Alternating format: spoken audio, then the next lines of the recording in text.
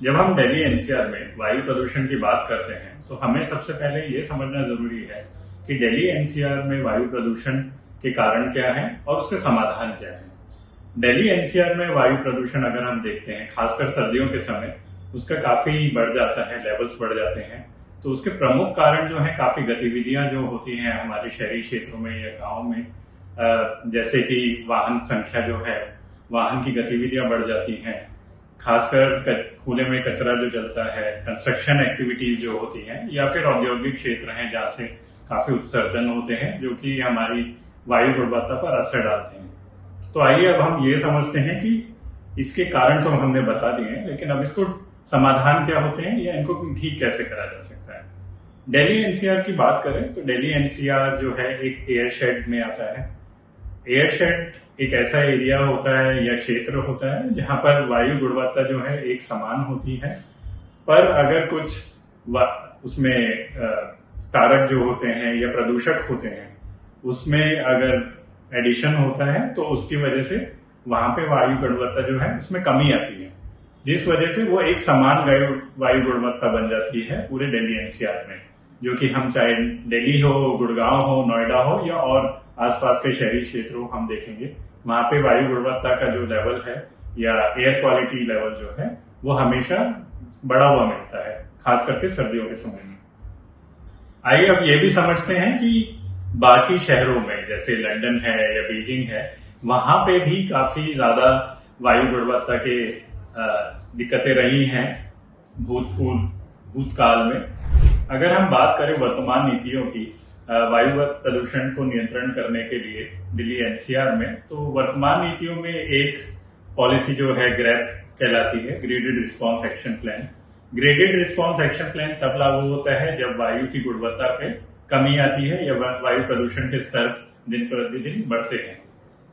अब जैसे पहले हमने बात करी थी कि वायु प्रदूषण जो है काफी गतिविधियों से होता है, तो उसी हिसाब से ग्रैप के भी लेवल्स हैं, ग्रैप 1, ग्रैप 2, ग्रैप 3 और ग्रैप 4। इन ग्रैप्स के लेवल के हिसाब से जो गतिविधियों पर काबू या लगाम लगाई जाती है। जैसे जैसे वायु प्रदूषण के स्तर बढ़ते जाते हैं वैसे वैसे गतिविधियों पे काबू ज्यादा करा जाता है, मगर हम ये देखते हैं कि ग्रैप जो है तब लागू करा जाता है जब वायु गुणवत्ता के स्तर गिरते हैं। परस्पर हमें यह भी देखना जरूरी है कि वायु प्रदूषण जो है वो पूरे साल होता है, सिर्फ सर्दियों के समय नहीं होता है। तो इसका मतलब यह भी है कि ग्रैप जो है सिर्फ हमें जब वायु प्रदूषण के स्तर बढ़े तभी नहीं करना चाहिए, बल्कि ये पूरे साल ही हमें लागू करना चाहिए। तो कुछ गतिविधियां जो हैं जैसे कंस्ट्रक्शन एक्टिविटीज हैं उसको कैसे कंट्रोल कर सकते हैं, दिल्ली में जैसे कंजेशन प्राइसिंग लगाई जा सकती है या वाहनों की संख्या को कंट्रोल करा जा सकता है। दूसरी तरफ हमें पब्लिक ट्रांसपोर्ट जो है उसके लेवल्स भी बढ़ाने पड़ेंगे, जिसकी वजह से लोग जो है ज्यादा से ज्यादा पब्लिक ट्रांसपोर्ट की तरफ शिफ्ट हो। दूसरा फिर ये भी देखना होगा कि कचरा प्रबंधन जो है उस पर फोकस करा जाए, क्योंकि हम देखते हैं कि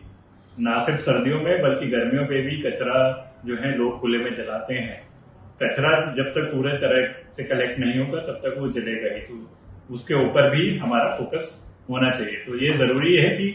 हमारी गतिविधियां जो है और पॉलिसी जो है उस हिसाब से बनी जाए कि वो पूरे साल में ही उस पर कंट्रोल करा जाए, ना सिर्फ सर्दियों में।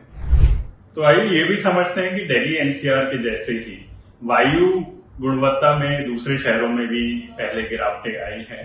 खास करके अगर हम बात करें बीजिंग शहर जो चाइना में है या लंदन जो है यूनाइटेड किंगडम में है, या फिर इवन जो कैलिफोर्निया है हमारा यूनाइटेड स्टेट्स ऑफ अमेरिका में, वहां पे भी पहले वायु गुणवत्ता के स्तर काफी गिरे हुए थे, मगर समय के साथ उन्होंने भी काफी गतिविधियों पे काबू पाया, उन्होंने भी काफी चीजों पे गतिविधियों पे लगाम लगाई, जिस वजह से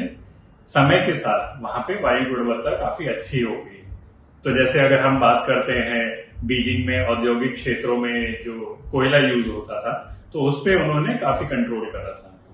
दूसरी तरफ अगर हम बात करें तो जैसे कैलिफोर्निया है, वहां पे जो वाहन है वहां पे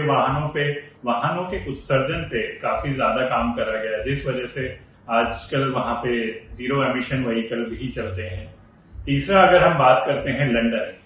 आपने सुना होगा कि लंदन में एक लो एमिशन जोन नाम से जो है कॉन्सेप्ट चला था, जो कि अब काफी विश्व में काफी जगहों पे और भी शहरों में फैल गया है। लो एमिशन जोन एक ऐसा जोन होता है जहां पे, खासकर लंदन की बात करें तो, जहां पे वाहनों की गतिविधियों पर कंट्रोल करा गया। कुछ क्षेत्रों में वाहनों की एंट्री अलाउ नहीं करी गई है, और साथ ही साथ उन पे सरचार्ज भी लगाए हैं या कंजेशन प्राइसिंग भी करी गई है, जिस वजह से समय के साथ वहां पे वाहनों की संख्या में गिरावट आई है उस एरिया में या उस क्षेत्र में। और भी ऐसे एग्जाम्पल्स हैं या उदाहरण हैं दुनिया भर से, जहां पे हम समय के साथ देखते हैं कि वायु प्रदूषण को लेकर काफी गतिविधियां करी गई और उस पर कंट्रोल पे काम भी करा गया।